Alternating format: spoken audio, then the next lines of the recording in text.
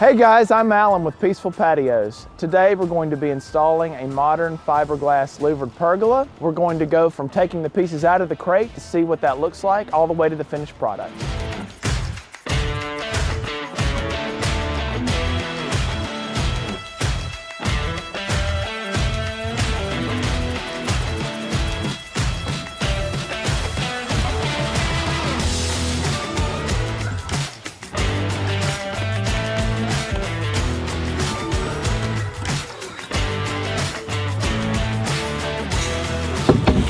In every crate, we include some touch-up paint.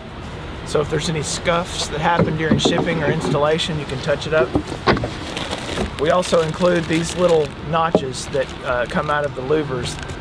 It can be added back to the pergola if you want to do that. We also include all of the hardware that you're going to need for installation. One thing I want